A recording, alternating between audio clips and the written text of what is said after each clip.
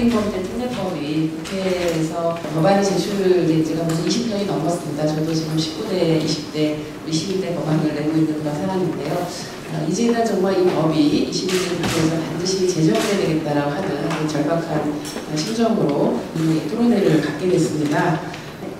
여러 스토킹 관련한 문제가 있었고 또 그것이 또 끔찍한 살인으로 이어지는 사건들이 일련의 사건들이 있었기 때문에 아딘이라고 하는 사람에게 우리 어르신에게 살해당하는 무차한 강서구의 살인사건이라든가 또 창원에서의 살인사건 혹시 이 법이 있었다고 한다면 예방되지 않았을까라고 하는 그 안타까운 마음을 갖게 됩니다.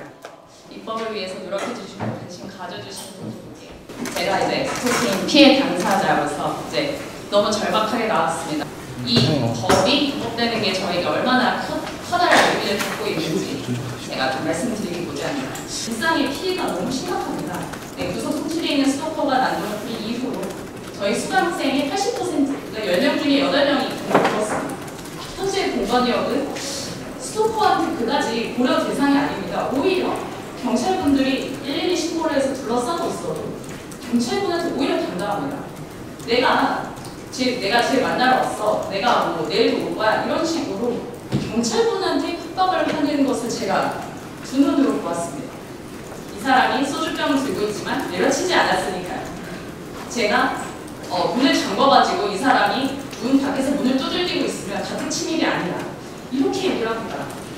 스토커가 하는 이 행위는 갈수록 대담해지고 갈수록 잔혹해지고 뻔뻔해집니다. 수사관님이 임의동행을 하시고 4시간 반 정도 경찰 조사를 진행을 했습니다.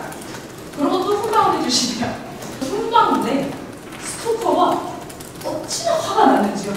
이 열받은 게 느껴졌습니다. 이제 저는 진짜 죽었다고 생각했습니다.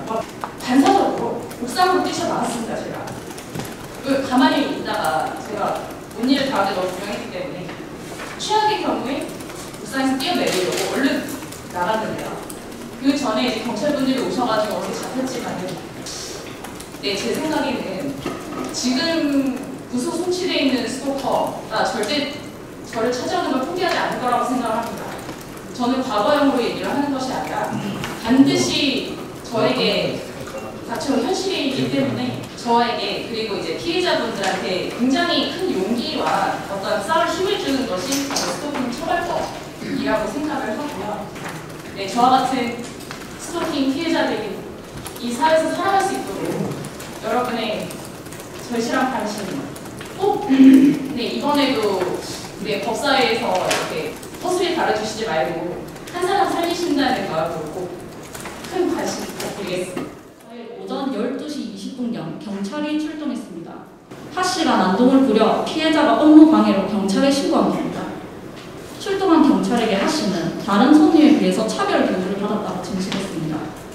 피해자는 영업방해 죄로 신고를 받고 조사받은 후 풀려났습니다. 스토킹 범죄 작용할 단서가 없었다는 겁니다. 현행법상 스토킹 행위 자체에 대해 강범죄로 처벌하기 때문일 뿐입니다.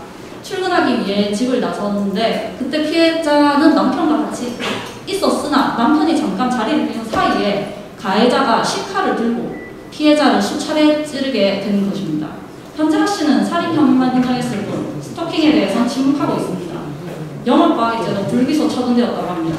이유는 영업시간이 아니므로 영업방해죄가 적용되지 않는다는 겁니다. 이 토론회가 열린다고 하니 피해자 유족분은 제발 입법이 되게 해달라고 전화통화와 관련 자료를 수시로 보내오고 있습니다. 가해자 우려도 우려이지만 부디 다른 사람이 이런 고통을 겪지 않길 바라는 마음 아니겠습니까? 많은 스토킹 방지법이 사실은 발의가 됐습니다. 그런데 그런 이제 스토킹 방지법이 논의되는 과정에서 저희가 이제 느꼈던 좌절감은 뭐냐면 얼마큼 심각한 범죄인지를 잘 알지 못하는 스토킹이 있는 예비된 기간이 있는 살인 사건이 얼마나 되는지 그렇기 때문에 만약에 스토킹 방지법이 생기면 대체 얼마나 되는 여성들의 목숨을 구할 수도 있는 일인지 좀 더 분명하게 알려드릴 필요가 있겠다. 1185건을 주셨고요. 1185건 중에서 지금 친밀한 파트너 살인 310건으로 구분되어 있는데 이 친밀한 파트너 살인 310건 중에 스토킹이 있는 친밀한 파트너 살인이 있고요.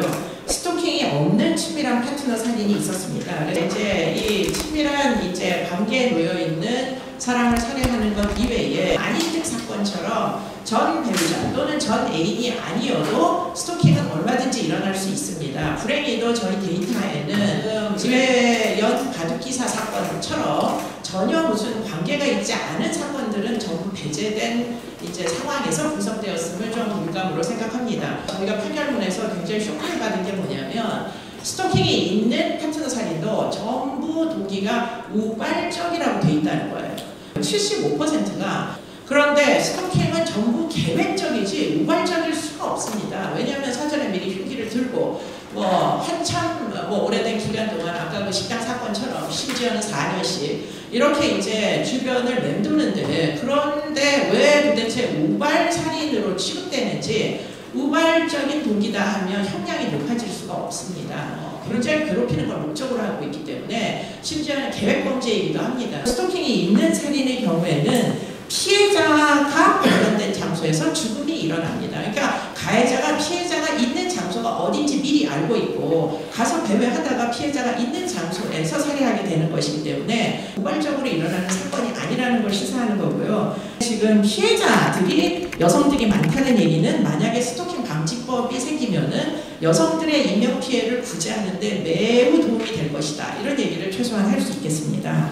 스토킹이 있는 친밀한 파트너 살인에서는 지금 전과가 있는 사람들이 굉장히 많다는 거예요. 스토킹이 있었던 친밀한 파트너 살인은 스토킹이 없었던 친밀한 파트너 살인보다 술 마시고 저지르는 범죄가 별로 없어요. 스토킹이 있었던 파트너 살인에다가 치정 이렇게 적어놓는 그 범행 동기들도 꽤 많이 발견할 수 있었어요. 이 억울하게 장악한 분은 정말 도로 일어나고 싶을 정도로 모욕적이기 짝이 없는 그런 범행 동기가 그대로 판결문에 적혀 있다는 게 참 인상적이었습니다. 스토킹이 있었던 살인범죄의 가해자들은 유감이 있다 보니까 피해자에게 끼친 상해의 흔적이 이만저만이 아닙니다. 5년 이상이 형이 선고가 잘 안 되는지 그것도 좀 이해가 잘 안 됩니다.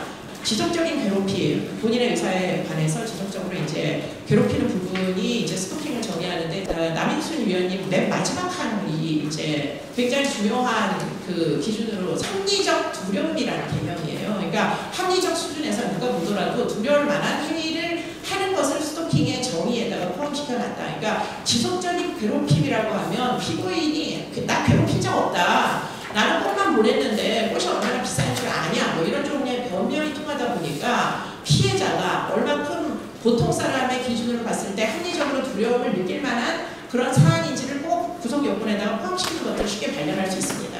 저희가 오늘 이제 타이틀이 죽지 말자는 거잖아요. 그러니까 죽지 않을 권리를 좀 주셨으면 좋겠다는 거예요. 법안도 있고 또 이런 문제를 또 증언하시는 분들도 계시고 또 국민들의 관심과 지지도 높은 그런 상황이기 때문에 통행범죄 처벌 특례법은 더 이상 미룰 수 없는 당면한 과제가 되었다고 생각합니다. 오늘 여기 모이신 분들께서 같이 뜻을 모아주시고 국민들이 지지해 주시면 이번 21대 국회에서 반드시 될 것이라고 생각을 하고요.